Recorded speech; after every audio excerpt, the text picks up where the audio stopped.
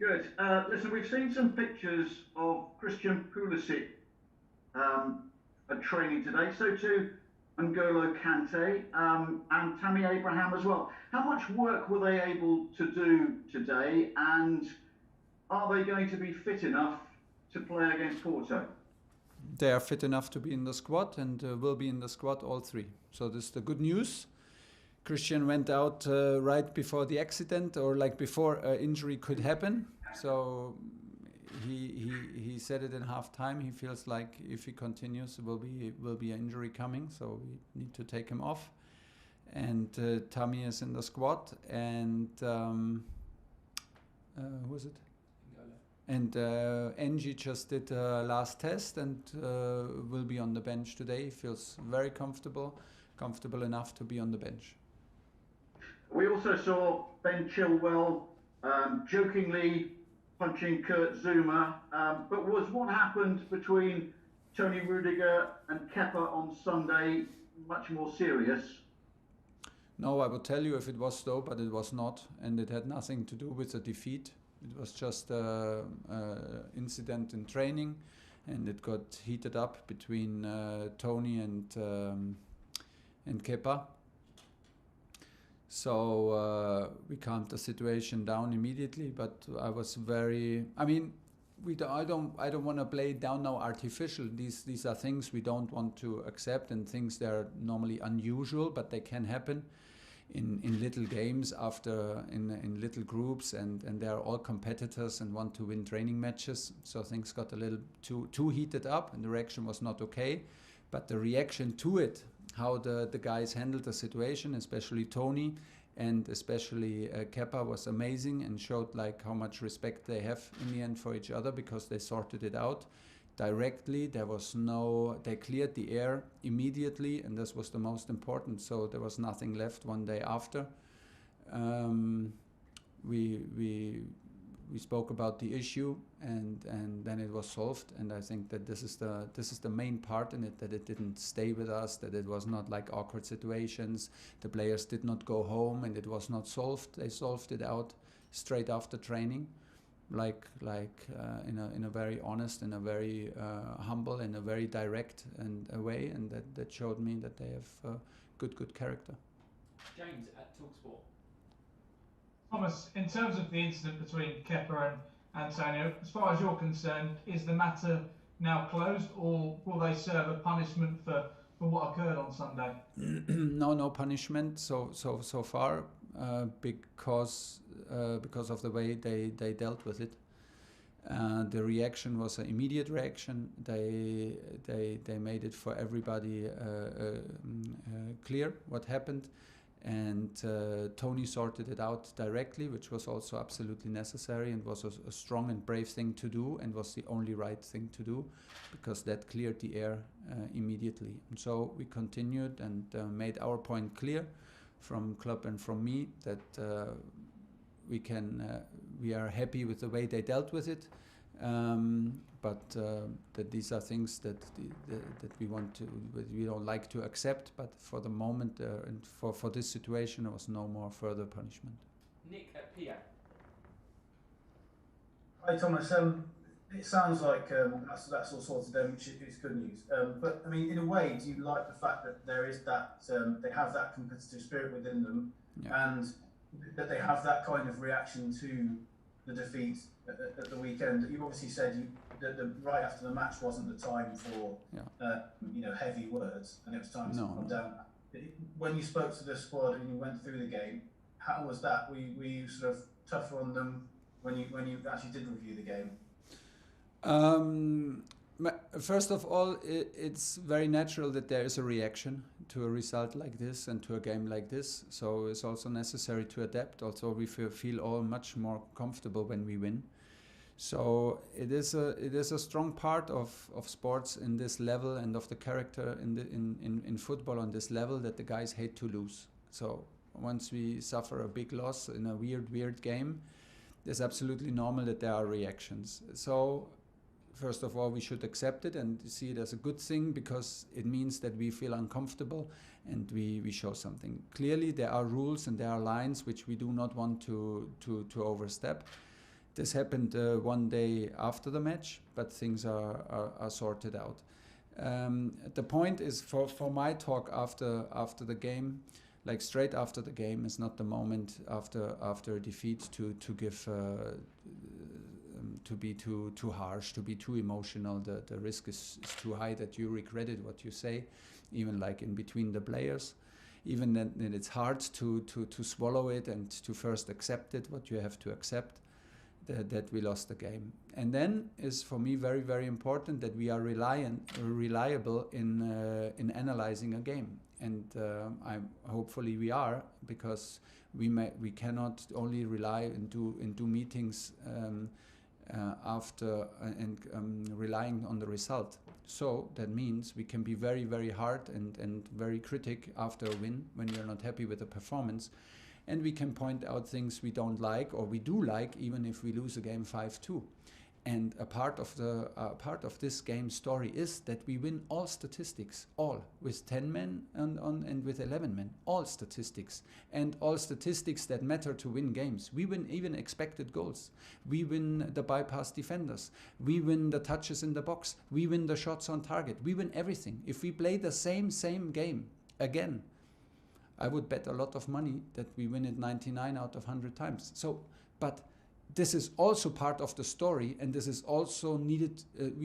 I am courage enough to tell this, but there's a thin line between like just talking about it and feeling like, oh, now we don't want to talk about the bad things. This is not. So there were many points we pointed out, and it was reliable to speak about the fact that we produce some statistics that normally allow us to win this game, but in the last 5 minutes, especially in the first half, we had we neglected some principles of our defending, and we got punished hard. And we talked about it, of course, because it's like how we defended, it's like how we solved problems that came up. It's about our body positioning. It was about being slopping in the build-up. Of course, we talked about this because it created yellow cards, it created a red card. And it costed us a lot. It costed us maybe 3 points. They were almost in our pocket after after we were 1-0 up. Jerry Cox. Hello, Thomas. Yeah, hello. Porto were magnificent in Juventus when they won there, but now they're without their 2 top scorers through suspension. Yeah. Tomorrow's game. Is it important to capitalise on that in that first game tomorrow before those players return? And also, can I just add, is Oli Giroud in the running, because he's obviously got a great record in the Champions League so far this season? Yeah, he's in the running, he's in the squad, and he is absolutely excited to return to Sevilla and to play there. So it gives him a good feeling. He's very strong for us in Champions League. He has history in Sevilla with scoring many goals in this campaign. So yeah, obviously he's in the running. The first question, we had a almost similar situation against Atletico, then with Trippier and Carrasco and Jimenez coming back in the second game, and we won the second game 2-0. So this cannot be the approach. We know that the 2 important guys are missing, but we will never approach a team like, okay, these are missing now. Now we have to decide this match. A quarter-final in Champions League. This means that you play 4 halves and 4 times 45 minutes minimum of high level football. That means we need to be fully focused. We need to be absolutely self-aware of our strengths. We did already prepare some offensive movements, some patterns from us where we want to go back and which we want to refine after our game on Saturday and after the big break and national break. We want to refine our rhythm. So the challenge is to be totally focused on our strengths and to play an intensive game and to narrow the focus down on 45 minutes and another 45 minutes. And then we will see what result we get, and then we will see how we deal with it in the second leg. I'm super happy because today is the first time everybody's back in training. So this is what you want. We will have some major decisions to take, and I have the feeling that we're absolutely ready for tomorrow's game. Tom Body. Hi, Thomas. Hi. You said about the situation with Kerr and Rudiger that it wasn't serious and that it's unusual but can happen. I just wondered the fact the information got out there. Does that come as more of a concern to you than the actual incident itself, that information got out? Well, don't get me wrong. It was serious. It was nothing we can just. Sometimes you have little situations where you maybe look away or where you let them sort things out alone. This was not the case. We needed to interfere. We needed to interfere in the situation. So situation was serious, but how the guys in themselves handled the situation was also impressive and showed a lot of character. But the situation was serious. That it gets out, yeah, it's how can I say it is I get used to it in modern times. There are too many channels, there are too many ways where information can get out. I heard even that some of my debrief from match got out and was out there, like what I told the team after the game and stuff like that. Yeah. Okay, it's not nice. I would love to, like, the information I give you now on the incident is of course not the fully details, because I strongly believe that the details need to stay in the club, in Cobham, in training ground and in the dressing room. And of course, if we do meetings, we absolutely talk confidential, and for me it has to stay in the meeting room. Nowadays things can go out, which is not like how we want it, but it's not such a big deal that I start now digging for who is the leak and who did this. I think you can get totally lost in that, and I don't want to lose my focus. So I'm not much out there in social media, not at all. I'm not much in the media, and I know what we talk here, and I will strongly rely that I don't want to lose my trust in the group, so I accept it. Okay, we've got time for two more. I think we've covered that subject quite enough. Matt Law and then Andy Dillon to finish. Hi, Thomas. Hi. I just wanted to check, because we would have expected Tony Rudiger to start this game. I just want to check that nothing that's happened would change that. Do you expect him to start the game? Yeah, absolutely. And then also there seems to be a suggestion from Porto. I don't quite know where it's come from, that Chelsea players celebrated the draw, that they were happy to draw Porto. Quite a lot of that has been made in Portugal. Okay. Are you aware of that? And also just the fact that West Brom result, maybe just remind people and your players that, you know, there's never an easy game, there's never an easy draw. So if it was necessary to remind us, okay, we take it as a reminder. It was a big slap in the face, honestly. If you take it from that result, that we needed that reminder all together, okay, let's take it like this. But honestly, I could not see it coming. Even if I watched it after the match, when I did the analyzing video, I was tempted to bet a lot of money in the 45th minute that we will win it when I watch it on video, but we did not. So I did not see it coming from the first half an hour or for the first 40 minutes that we were sloppy, that we were in overconfidence. But yeah, we got a big slap in the face, like I said, and if it was necessary to remind us how tough it is to have clean sheets to keep on winning, okay, we take it like this. But you know, it's normal that people create stories around it, and it's absolutely normal that Porto will play their role as an underdog. We come from Premier League. They play in the Portuguese league. Obviously, they are a strong team. They're a very strong team in Champions League. How we will celebrate? How should we celebrate it? We respect any team. We come from a competition where you can obviously lose. We are able to lose against the 19s in the fixture 5-2. So we are the ones who know how humble we approach every game, and we prepare 100% professional and humble and down to earth every match. We play quarterfinal in Champions League. Once you wish for an opponent, okay, you get lost. You will lose yourself in some crazy mind games. So this is it. We have the strong feeling that we are strong enough to overcome Porto.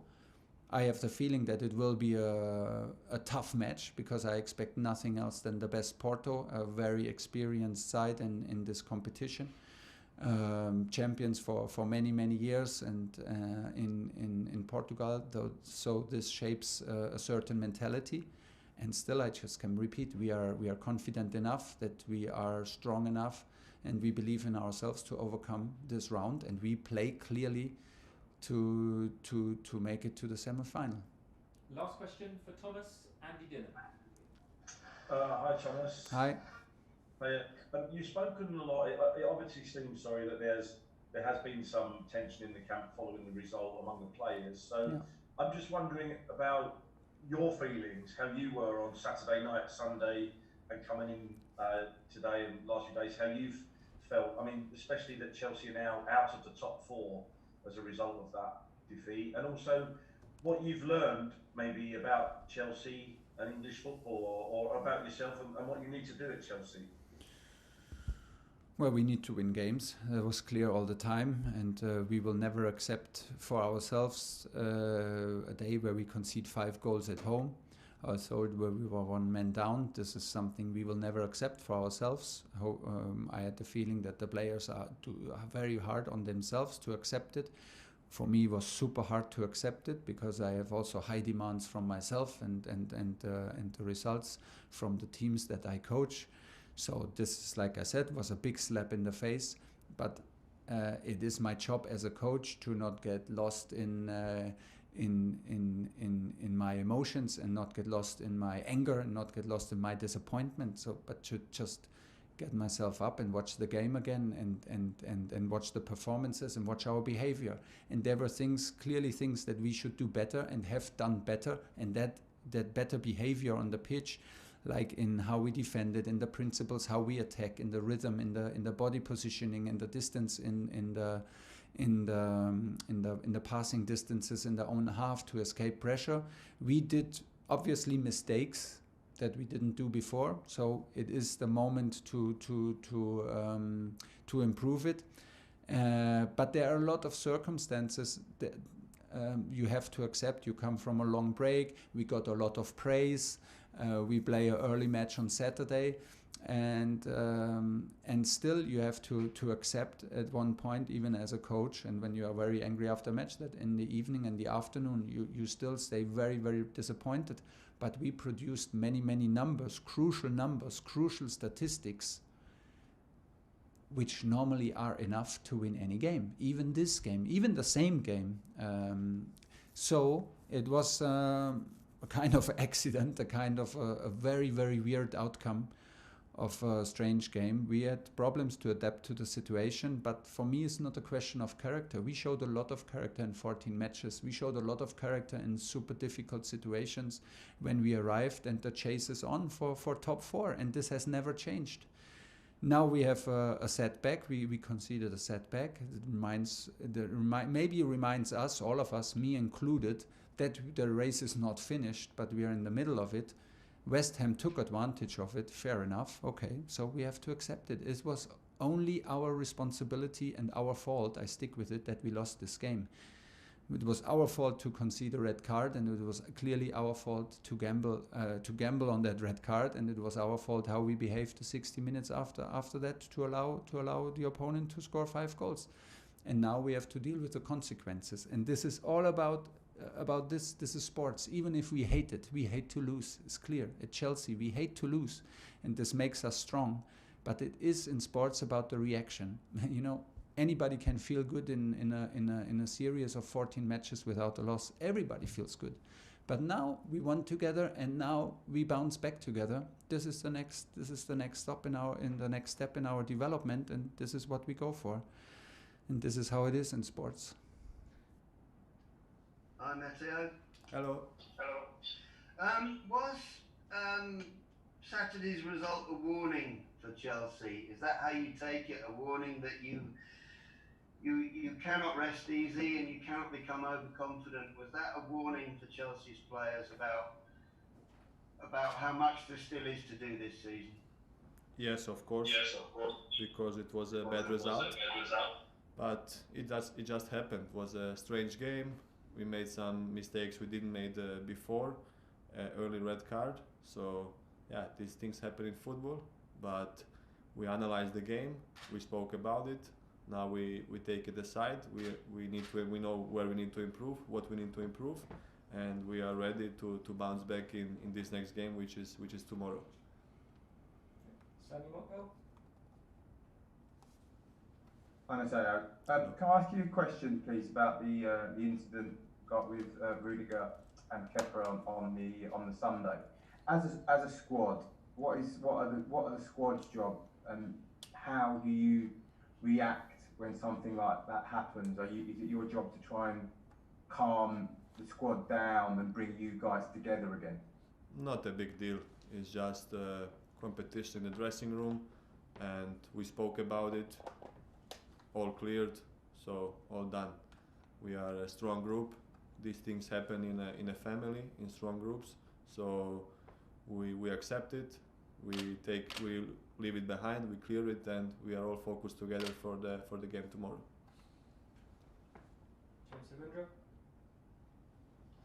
Hi, Mateo. What sort of challenge are you expecting from Porto tomorrow? Because you could have had tougher draws, but Porto are a side who've always been in these sort of stages of the competition year by year. Yeah, difficult draw. Porto is a good team, which we saw already against Juventus. They knocked out a big opponent, so they showed togetherness and great spirit. And yeah, it will be a tough game because they fight together, they stick together, and will be a tough game for us always, like it's every game in the Champions League. So, but we are prepared for it, and tomorrow is a big day for us, and I'm sure the whole team is focused. Hi Mateo, you went 14 games without losing under the new manager, and then obviously on Saturday there was the big setback where people maybe thought that there was a little bit of complacency against West Brom. Have you seen a different side to the manager in the days after that game? Maybe some harsh criticism from him? I've seen a good side, as we have seen from the beginning. His calmness, but when he needs to say things, he says it. So we spoke in the dressing room about it. We analyzed the game, and yeah, we saw our mistakes, but we saw as well positive things that were in this game. It was obviously not a good game from us. It's a big loss, but yeah, it's a wake-up call for the team. We analyze it like I said, and we are now totally focused for Wednesday, and we just want to have a great game and to improve every game. Marcelo?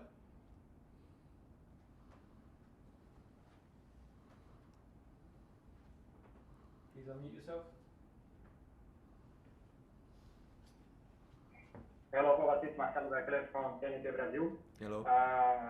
Chelsea is a Premier League club. You have the budget that's almost 3 times the Porto budget. Does that give you any advantage to advance to the semi-final? No, that will not give you advantage. For sure not. The advantage we need to do on the pitch, because Porto is an tough opponent, which I said before we saw against Juventus. So they can play against any team, but we are as well a good team, and we prepared ourselves very well for that game, and I'm sure we will show that tomorrow. So it depends all on the pitch. There is nothing to do with budget, so it's all about the pitch. Ian?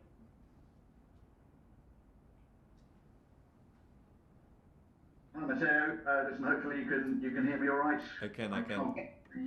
There you are. Okay, great. But the Porto defender Pepe claims that Chelsea players celebrated getting Porto in the draw. Is that true? Did that happen? No, strange to hear that from Pepe, because I played with him 3 years, so I don't know what he actually mean with that, or if he said it, but of course not. Me the first, I didn't celebrate because when I played before at Real Madrid, I know that in these kind of stages there are no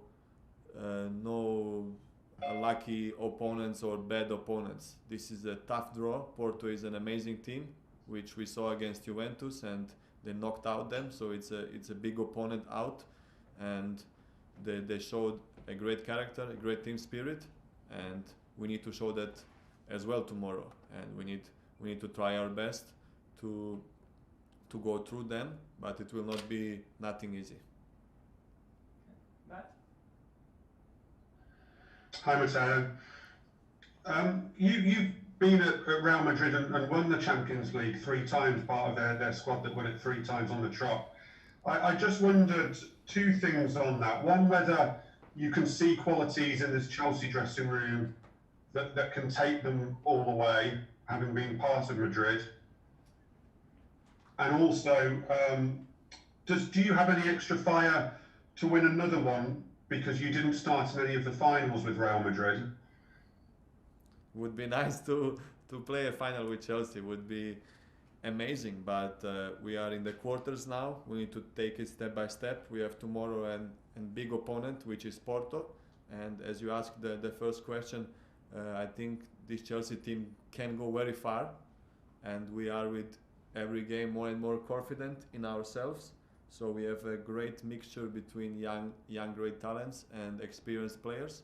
So we are ready for every opponent and every challenge which will come. Tomorrow is a new game, a big game, and all players like to play big games. So we will be prepared and proud to play a big game for Chelsea. Matt Nash? Hi, Mateo. Hello. Hiya. Obviously, Saturday was a difficult day. What were the most concerning aspects for you of the performance? Yeah, it was a difficult and a strange game because we started the game quite well. We played not our best game, but we played a good game. We scored the first goal, so everything was going well for us. But then, 2-3 mistakes happened. We considered a red card. We considered 2 goals in the 45th and 7th minute, and then it's difficult to come back. But it's football. These things happen, especially in the Premier League, where there is no easy opponent. We learned the lesson that we cannot be too confident in our game. That sometimes we need to change. But these are things we will learn because we are still not a long time with the new manager. So it's a lot of things to improve, and I'm sure this team will improve a lot. Thanks. Thank you. Okay, thank you. Good afternoon, Matthew. Zdravo, hello. Yeah. You've picked up 2 yellow cards in the last 3 games for club and country. And going into tomorrow's game, you're already on a yellow card for Chelsea, which may affect you. If you get a yellow card tomorrow, you won't play the return leg. So if you get selected, how will that affect your confidence and getting to not get yellow card? In order not to miss the next leg. It will not affect me at all because tomorrow is the first game and I'm just focused and the team is focused on the first game. So we don't look for now the second game. I will go as confident and as prepared as always, try to do my best, and then we will see what will happen in the game. Okay, 2 more questions. First up will be Andy Dillon. Hi Mateo, can you hear me okay? Yes. Hiya. Just following on from the thing on Sunday between Tony and Kerr. When these things happen at every club, the 2 people, their teammates come out and say these things happen all the time, it's kind of normal. So I'm just wondering, have you ever had a training ground bust up with a teammate? And I wonder who it was and who came out on top, really? I'm not a fighting guy, but obviously Are you a lover? Yeah, I am. No, but in the squad there is always sometimes some tension, and me too. I had some confronts with other players. It's normal. It's just like in a family. With you, sometimes you argue with your brothers and sisters, which is normal. So I think it's not a big deal. These things happen. The most important is that the things are cleared, that we are all good with each other, and then we look forward for our objectives. So that's the only important thing. Okay, and we'll finish up with James Robson. Hi Mateo. Hello. Speaking of fighting, and you mentioned him before, Pepe. He's got a bit of a reputation. He's a tough character to come against. You know him well. Have you warned Chelsea strikers of what to expect from him, and what can they expect from someone like him? It seems like already with him saying about you celebrate, because he's already trying to wind up Porto's players. I just need to say first that I know Pepe as an amazing guy, a lovely person, and as an amazing teammate. I just appreciate when I had the time with him at Real Madrid, he was amazing with me. So I love him as a guy, and as a player, he's amazing. We know what Pepe can bring to his team, a lot of experience and a lot of like he's a fighter, so he brings a good spirit to the team. But I don't need to warn them because our strikers are used to play against tough opponents in the Premier League. Every centre back is quite hard and difficult. So there will be another game full of big players, and we will be prepared for that.